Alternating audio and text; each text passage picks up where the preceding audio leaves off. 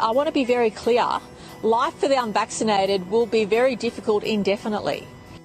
We've been patient, but our patience is wearing thin, and your refusal has cost all of us. People who are incubators for every variant to come, walking around lawfully unvaccinated? That's psychotic. Oh, get off of me! Get off! Let go of me, bitch. Doing? You're fucking choking me, dude! What the fuck? For the unvaccinated, you're looking at a winter of severe illness and death. For yourselves, your families, and the hospitals you may soon overwhelm. About this, in a world of threats and tyrants, terror, you know what our biggest enemy is in America? Our fellow Americans. They are the ones that are propagating this outbreak. Being frustrated that there is still a percentage of the population who are not vaccinated. I wish that he would go further to restrict the activities of the unvaccinated. Oh, shit. Vaccinated person having a heart attack, yes, come right on in. We'll take care of you. Unvaccinated guy who gobbled horse goo, rest in peace, Wheezy. If you're willing to walk among us unvaccinated, you are an enemy.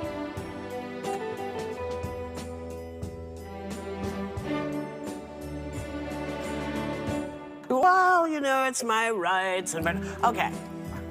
But I don't care. The pandemic of the unvaccinated. Well, look, the only pandemic we have is among the unvaccinated, and they're killing people.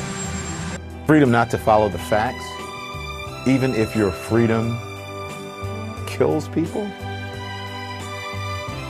The unvaccinated overcrowd our hospitals, are overrunning emergency rooms and intensive care units, leaving no room for someone with a heart attack or pancreatitis or cancer. Shouldn't they have to pay more into the system because they are collapsing our health system? They're the ones in the ERs. So you basically see this is going to be like, well, it's almost like, you probably don't see it like this, as two different classes of people. If you're vaccinated or if you're unvaccinated, you get all these rights. If you are vaccinated... That is what it is. Yep. Yep.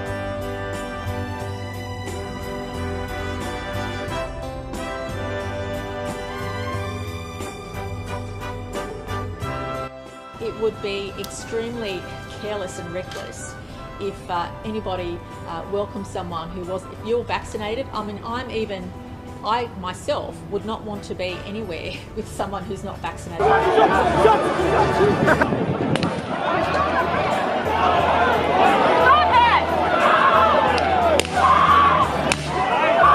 This is fucking Australia!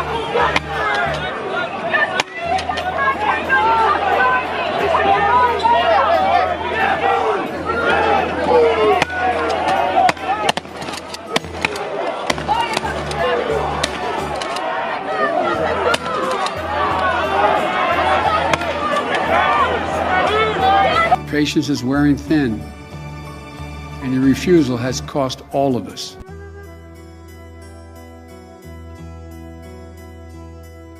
%30 of the population. It's only about 20 to 30% of the population who is really into a mass formation.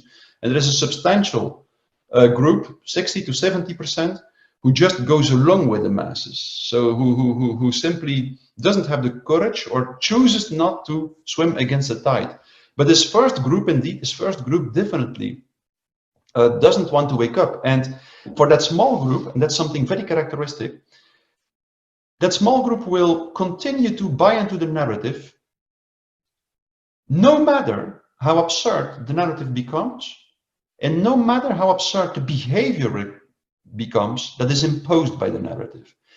And then that is simply, many people thought during the crisis, like, okay, now the measures go so absurd that people will wake up. And they always warned them, no, they won't wake up. Because to the contrary, if the measures become more absurd, they will be even more applauded, just simply because the measures and the narrative have the function, psychologically speaking, of a ritual.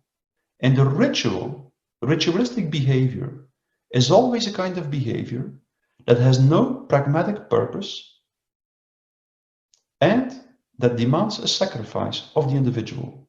A sacrifice through which the individual shows that its own individual interests are less important than the collective interests. That's ritualistic behavior. That's what ritualistic behavior always has been. And people in a mass formation crave, they need this ritualistic behavior because it strengthens their bond with the collective. It strengthens this collective, this feeling of collectivity. So once people are in the grip of that, indeed, they very often continue in the same direction until they radically self-destroy, until they radically destroy themselves. The only thing that can save them is when there are dissonant voices who continue to speak out. So that's just crucial. Once you understand the mechanism of mass formation, you understand that it is identical to hypnosis, and you understand, just like hypnosis, that it is always provoked by a voice, the voice of a leader of a mass.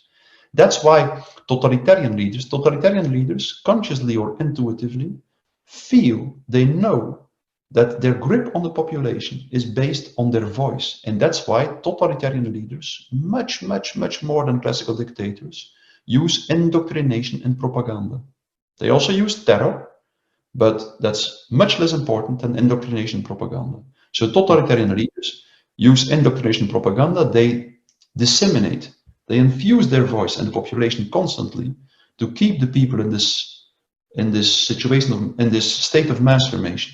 And at the same time, once you understand that, you also understand how crucially important it is that the dissonant voices also continue to speak out, because the dissonant voice constantly disturbs the hypnotic state. It disturbs the mass formation. And that's something that was very well described in the 19th century by Gustave Le Bon, one of the first scholars who studied the phenomenon of mass formation. He said, when a mass emerges, there is typically a small group who is not in the grip of the mass formation, and that small group typically tries to show the people how absurd the narrative is, what they believe in. So they try to show the people, like, look, this narrative doesn't add up. And Gustave Le Bon said, the small group usually won't succeed in waking up the masses. That's almost impossible, because it's such a strong type of hypnosis. But he said, it's not because these people don't succeed in waking up the masses that they have no effect. They do have a very important effect. When these voices continue to speak out in a quiet way, they will typically prevent the mass formation to go so deep that the mass formation arrives in this end stage where the masses become convinced, and the leaders become convinced, that it is their ethical duty to destroy everyone who doesn't participate in this new solidarity, in this new citizenship. So that's the extremely important effect everyone has who continues to speak out and to go against the mainstream narrative during a mass formation. And history has shown us, time and time again, what happens when the resistance, or the people who resist the mass formation, when these people stop to speak out. That happened in 1930 in the Soviet Union, and in 1935 in Nazi Germany, and within a period of 6 months, the destruction campaigns started. Yeah. That's here during the Corona crisis. I think there are many people who continue to speak out, and it could well be that it are exactly these people that made sure that the mass formation did not go deeper and deeper and deeper. Mm-hmm. And I hope that the same people, when it's needed, that they will continue to speak out, no matter how difficult it becomes.